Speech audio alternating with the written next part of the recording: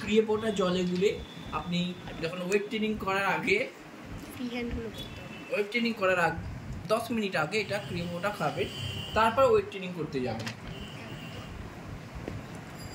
এবং তারপরে প্রথম হালকা ওয়েট নিয়ে বেশি রেপিটেশন ওয়েট ট্রেনিং করবেন, তাতে আপনার ওয়েট গেইনিংও হবে এবং সাথে আপনার কাটিংসও আসবে বডিতে। আর তার সাথে সাথে আপনি জলও বেশি করে খাবেন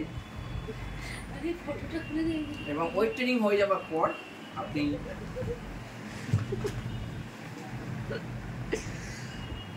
দুটো খেজুর খেতে পারেন, তার সাথে ওয়ে প্রোটিনও খেতে পারেন।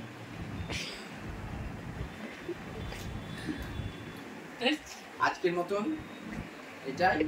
আবার নেক্সট ভিডিও দেখার জন্য আপনারা ওয়েট করুন, অপেক্ষা করুন, খুব তাড়াতাড়ি আপনাদের কাছে নেক্সট ভিডিও আসতে চলেছে।